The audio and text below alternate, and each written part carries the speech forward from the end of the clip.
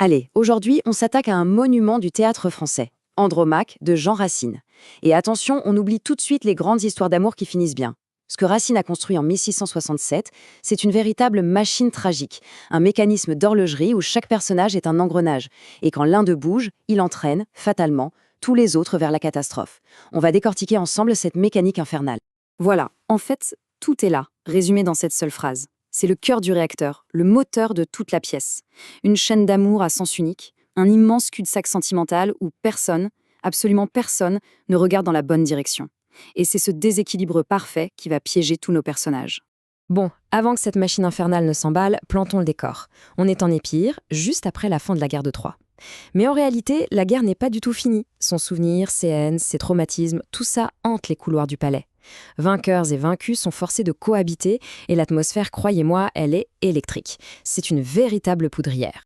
Alors, qui sont les fameux engrenages de cette machine ? D'abord, on a Oreste, ambassadeur grec, mais surtout fou amoureux d'Hermione. Son seul but, c'est de l'épouser. Sauf qu'Hermione, elle, est promise au roi Pyrrhus, et elle est complètement obsédée par lui.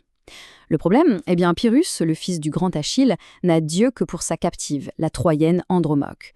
Et pour boucler la boucle, Andromaque, veuve du héros Hector, n'a qu'un seul objectif, sauver son fils et rester fidèle à un mari qui est mort. On voit bien le blocage, Chaque désir en annule un autre, le système est conçu pour l'échec. Donc la situation est complètement gelée, tendue à l'extrême. Il ne manque plus qu'une toute petite étincelle pour que tout explose. Et cette étincelle, ça va être l'arrivée d'Oreste. Il ne débarque pas seulement comme un amant désespéré. Non, il arrive en tant qu'ambassadeur officiel. Et c'est sa mission politique qui va servir de détonateur et mettre en marche, de façon irréversible, la machine tragique. Et voilà l'ultimatum officiel. Au nom de tous les Grecs, Oreste vient exiger la tête du jeune Astyanax. La raison ? Ils ont peur qu'un jour il veuille venger Troie. Bon, c'est surtout un prétexte, parce qu'en réalité, le but secret d'Oreste, c'est de créer une crise pour pouvoir repartir avec Hermione, qu'il sait totalement délaissée par Pyrrhus. La grande politique et la passion intime sont complètement mêlées. Pyrrhus, de son côté, il voit dans cette menace une occasion en or. Il se tourne vers Andromaque et lui assène un chantage d'une cruauté absolue. Le choix est à la fois simple et monstrueux. Soit elle l'épouse et il protège son fils, soit elle refuse et il le livre aux Grecs. Il se sert de l'enfant comme d'une arme pour faire plier la femme qu'il désire. Et là, la tension est à son maximum. Le sort de tout le monde repose sur la décision d'une seule femme, Andromaque.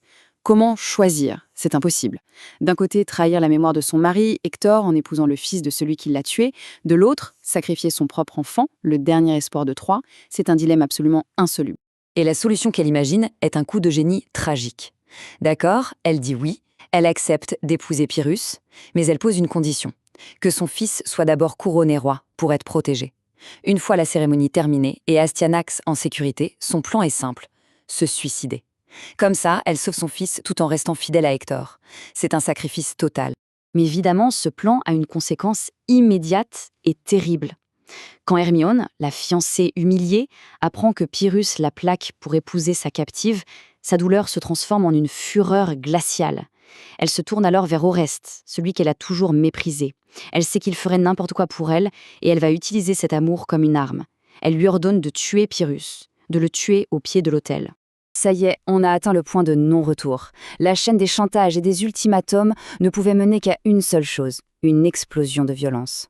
Chaque personnage, en essayant de forcer le destin, a jeté de l'huile sur le feu.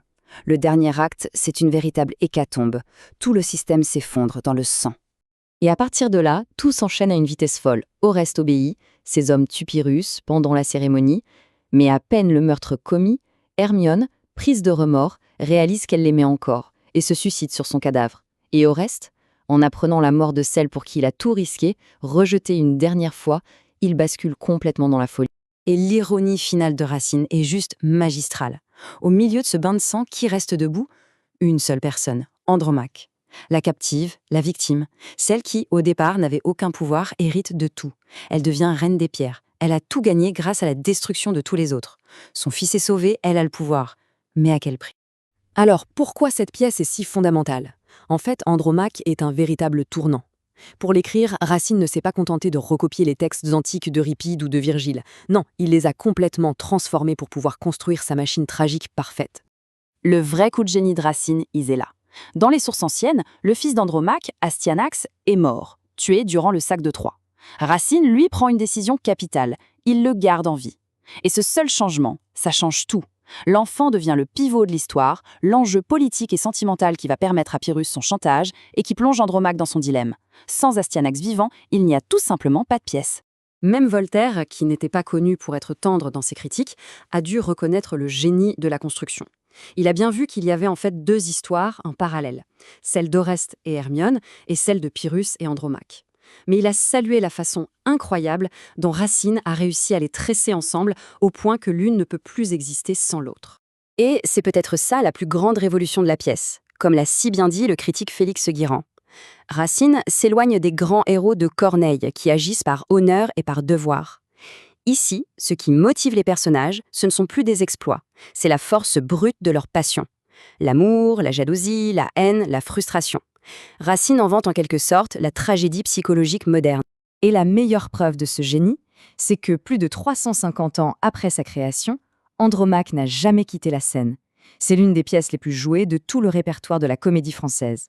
Cette mécanique implacable continue encore aujourd'hui de nous fasciner et de nous terrifier. Au final, en regardant toute cette chaîne de catastrophes, la question reste entière. Qu'est-ce qui mène vraiment au désastre ? Est-ce que c'est la passion amoureuse, incontrôlable, qui détruit tout sur son passage ? Est-ce que c'est le poids du devoir, envers un mort ou envers une nation ? Ou est-ce que ce sont les calculs politiques qui se servent des sentiments comme de simples armes ? Racine, très intelligemment, ne donne pas de réponse. Et c'est justement ce qui rend sa pièce si puissante et, finalement, si intemporelle.